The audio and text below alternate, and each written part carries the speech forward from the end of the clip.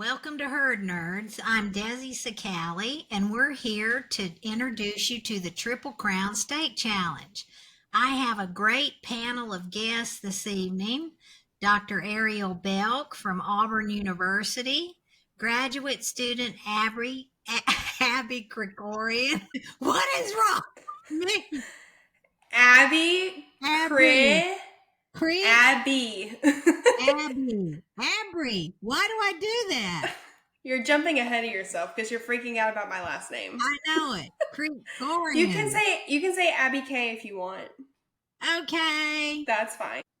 Hi. Welcome to Herd Nerds. Wait a minute.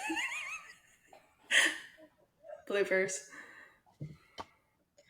Hi, welcome to Herd Nerds. I'm Desi Sacali, and we're here to bring you the Triple Crown Steak Challenge. And I have a great guest tonight, Dr. Ariel Belk from Auburn University, and the two Abbies. Hi, my name is Abby Krikorian. I'm a graduate student at Auburn University under the provision of Dr. Belk. Hi, my name is Abby Boggier, and I'm an undergraduate at Auburn in animal science with a minor in agribusiness. So, Dr. Belk, would you like to talk a little bit about what the Triple Crown's been like this year at Auburn? Yeah, thank you, Desi. We're really excited to have the opportunity to work with the Triple Crown Steak Challenge this year at Auburn. As you all know, we've had the opportunity to use a lot of different technologies and tools to bring you really cool data about the steaks you sent us. We're going to have some tenderness analyses where we're using a shear force machine that's measuring the amount of physical force it takes to cut a steak. And we'll also have some sensory data so we can see how people actually perceive that when they bite into it. We'll have some analysis of the flavor and odor compounds that you smell when you cook the meat. We'll also have the fatty acid profile for you and grades taken two separate ways, both with certified USDA graders and grading cameras. So lots of cool things.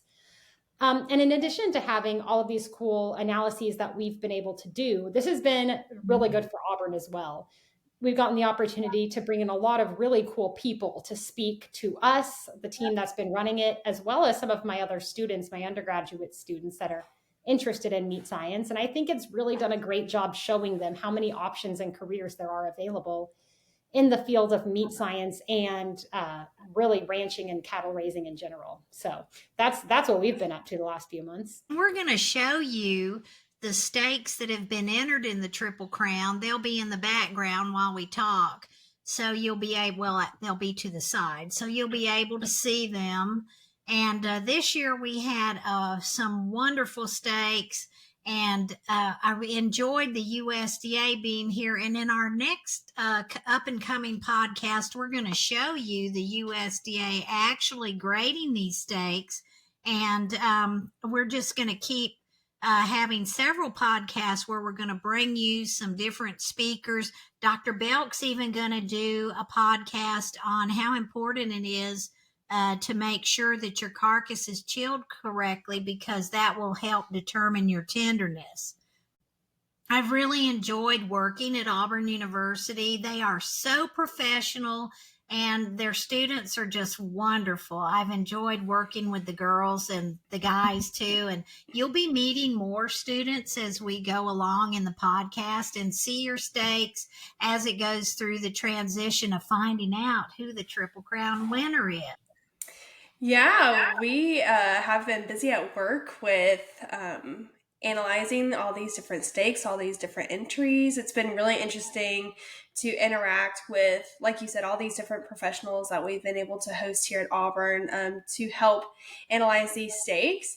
And recently we just finished up some of our tenderness tests that we were able to run on these beautiful steaks, such as the Warner Brat shear force and slice shear force. And it's been really interesting to see just from figures of looking at these different peaks and how, these are making peaks that are a little bit smaller than what we would originally see on a regular Angus steak or whatever we're testing on. So I'm excited to see that raw data be analyzed and to give us some figures and how we can compare those to get the best winning steak. Yeah, Right. But Abby, don't you think people want their steaks to have a higher peak, not a lower peak? So a great point to make is when we are looking at these different steaks and running these different tests on them, we want these peaks to show up at a lower level, because the lower the force that we have, the lower the peak is, which means that we have a more tender steak that we are observing than a more tough steak that would have a higher peak, which would have a higher force to take that bite into it. So it'll be really interesting to see what those look like numerically when we get to analyze that raw data. And I'm excited to see what those results come up with. And we'll have a podcast of that with all showing you all of the data from the steak tenderness correlations, and we will explain it in depth. Shear force is pretty fun. You can picture like a guillotine, right? Like old school French Revolution, except for what we're measuring is the amount of force it would take to cut through a steak instead of chopping off someone's head. Yes. To use that, yes. It is, though. It looks just like the meat's right there, and whoosh, it goes down, and with the force of what it would take to slice through that steak. Yes, and in a either a separate video or whatever format it is, we do have some more explanation on just what we did, a little bit more in-person representation of the process that we took to get those values. So those will all be available to you soon. And we are also going to show you some videos that we've made individually demonstrating the steaks as they are being tested. And so you'll get to see your steaks, and other people will get to understand the process of how the steaks are analyzed. And that will be coming to you. This is our first little podcast, so we're trying to move along and just introduce you to the steaks right now. And we also, I brought Wagyu steaks in to the class so that students, I felt it was important for them to experience eating some Wagyu steaks. We had both F1 and full blood. So what did you think about that? Well, I mean, the numbers can speak for themselves, but honestly, it's gonna come down to in a grocery store is consumer perception. They were the most tender, most wonderful steaks I think I've ever had the privilege of eating. not that Auburn beef is that far behind, but in terms of just overall sensory quality of the steaks, you can tell a difference right away. Right in the preparatory stage, to when you're cooking it to when you finally take that first bite, you can tell the difference. And they always say fat is flavor, and you don't really believe it until you try a Wagyu steak. But it was such a unique and wonderful experience, and we're so thankful that we were able to do that. Yeah, and hopefully we can have some more here soon. And if y'all haven't tried Desi's famous salad as the side dish to go with your Wagyu, you're really missing out. Yeah, the salad's good. I think what we'll maybe do is a little Auburn cooking demo of a meal we cook for the kids, and then have them show the students eating. It really was a lot of fun to do that, and we had a good time. It was a good time. So, Yes. Do any of you want to talk about the lab where they have the electronic nose and how that works? Because that's some really unique AI testing that I've never done in my 6 years. So I was really excited about being able to have the contestants get that test done for their steaks. Yeah, I think Abby Kay is really our expert in that, because she actually took a whole semester long course in sensory analysis over in that lab. So she knows all of the ins and outs. Okay, tell us.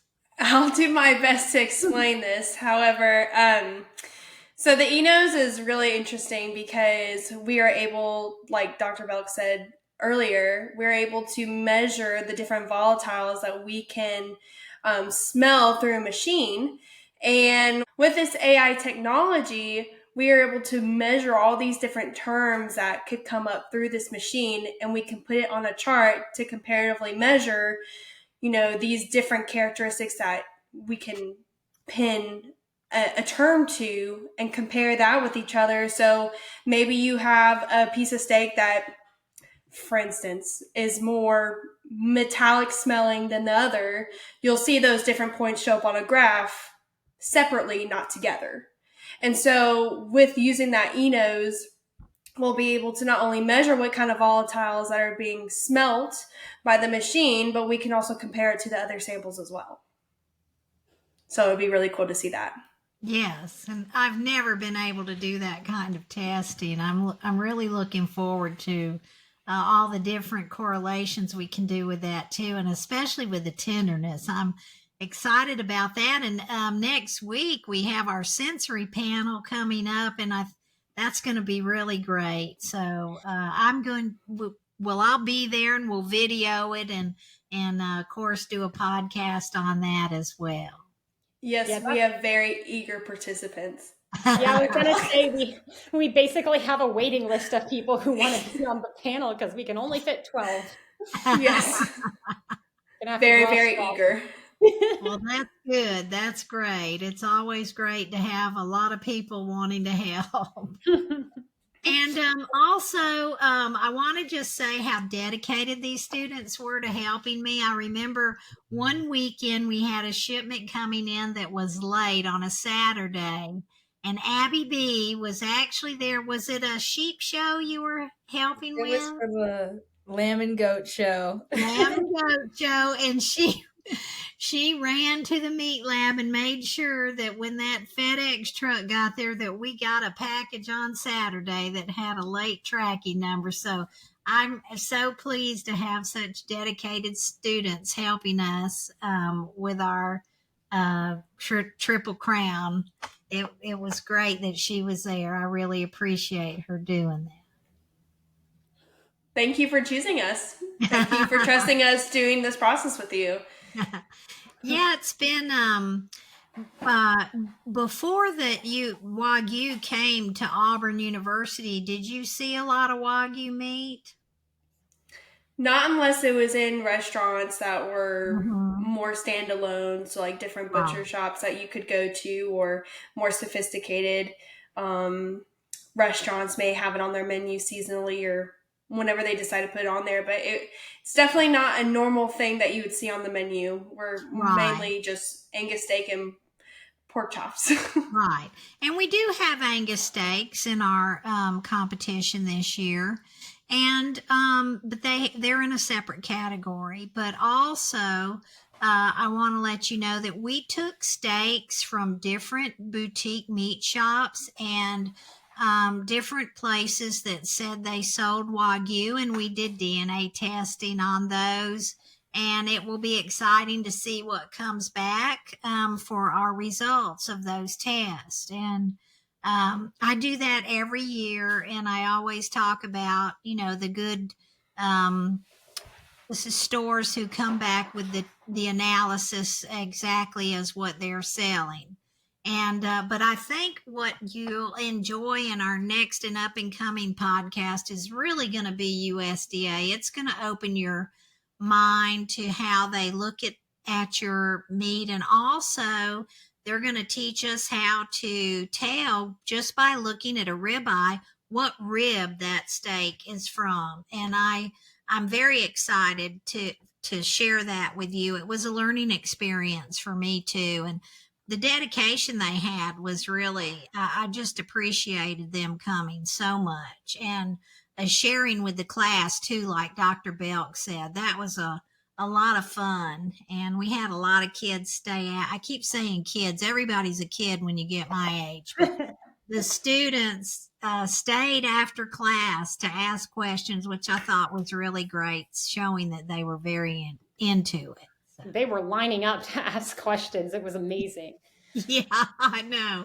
Oh, and we did carcass camera grading, and they got to see the two cameras on the market, both the MIJ represented by me and Meat Imaging.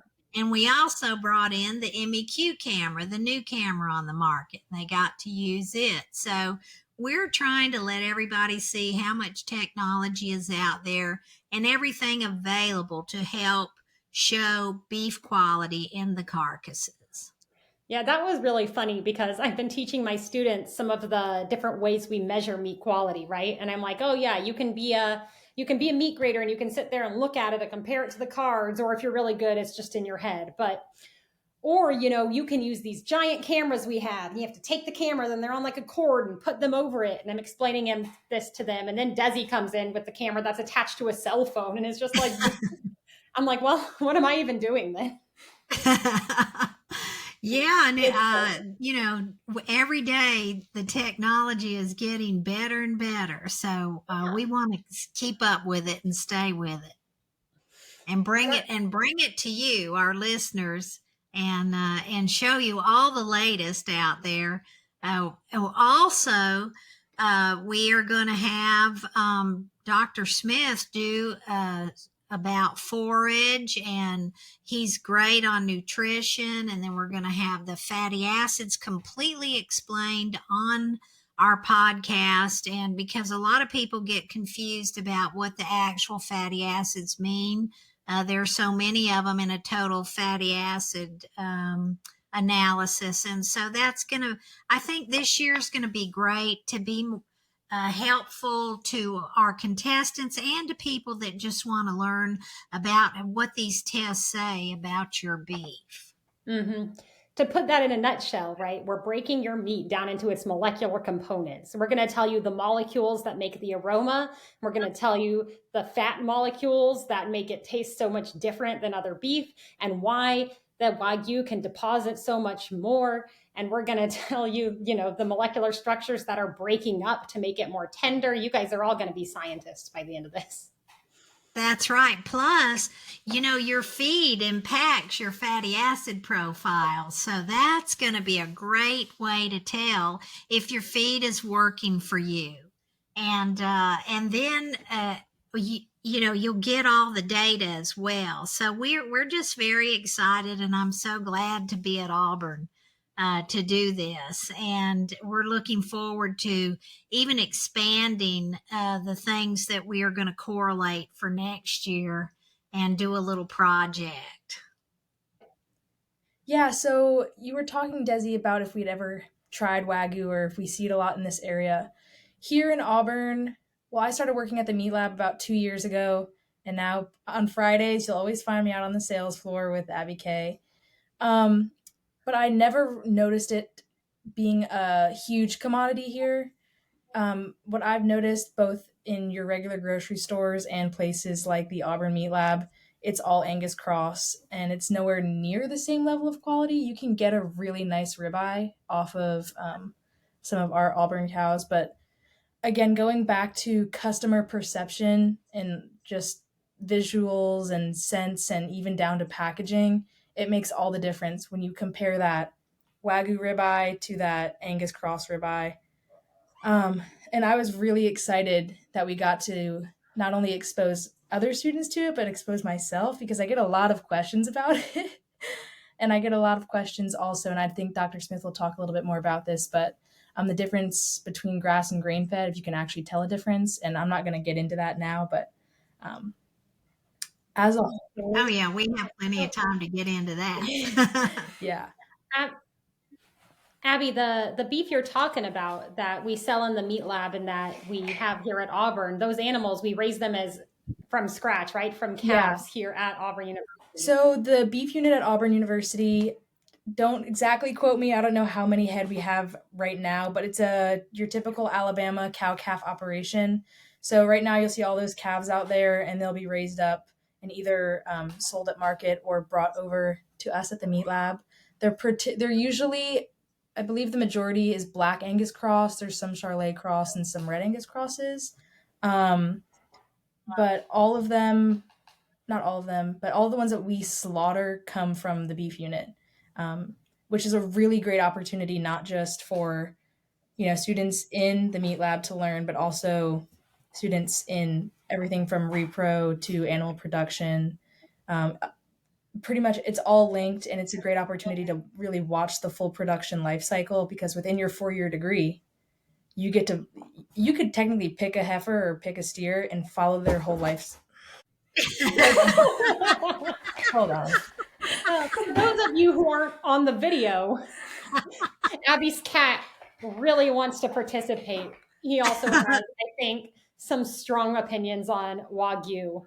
Yeah, she has strong opinions on Wagyu. Well, I think that we should have some Wagyu at Auburn. What do you think? I would love to see improvements in our genetics. Personally, Yeah. I'm no expert by any means, but I think again, Well, I certainly think that Red Bull Cattle Company could and we could do a study with red and black. I mean, we could make research out of it, and it could be really great. So we are in the business of stay research. tuned for that one too. So I'm sure that's going to take place. But I've really enjoyed it. And is there anything else we want to say? what's really unique and really special about Auburn, in my opinion, is that within your 4-year degree, you can pick a heifer or you can pick a steer, and you can literally follow their entire life cycle, whether you want to be as dedicated as going up to the beef unit, but you're going to see them consistently throughout your entire education in animal sciences, in meat science, in your muscle foods class, in your reproduction class, in your production classes. And I think that that's a really great learning opportunity, not only to better the public perception and education about the beef industry, but also just as a learning opportunity for students as a whole. And I think that everyone at least once should come see how it's really done and be an advocate for the beef industry. And I think Auburn so far has done a great job of being that proponent. And that brings to mind, isn't Auburn one of the few schools that actually has has a land grant to keep the animals? Dr. Belk, how does that work? Yeah, Desi, land grant universities were created by the Land Grants Act back in, I think, 1886. And as part of that, they basically gave funding for schools and institutions within most of the states in the United States to be able to go out and communicate with producers and other agriculturalists in the state and in the region. So Auburn, with our land grant mission, we do a lot of extension work, especially as relates to beef production and forages work, as in addition to many, many other things. And so there's actually 3 land grant universities in the state of Alabama, and I think most other states have one as well. I can tell you all of the schools that I have attended in my many years have been land grants.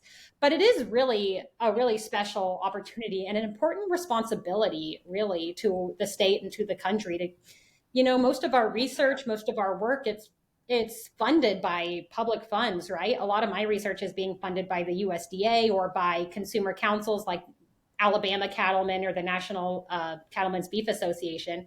And so we have a responsibility to make sure we're then using that money for something that's actually useful for the people and that we're able to communicate that and give it back. So that's kind of our goal, being a land grant institution.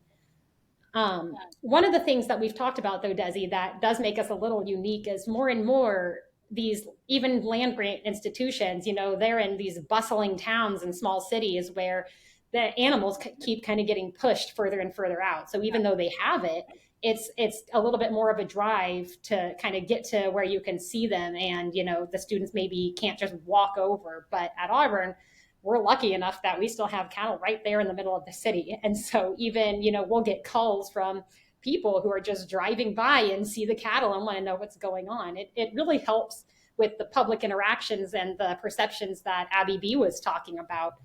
And it makes it a lot easier on all of us. Right. Yeah, it's a hop, skip, and jump to the meat lab and to see the cows and see the cattle, and it's really neat. Yeah. And we will have Wagyu out there. Yeah. As soon as you're ready.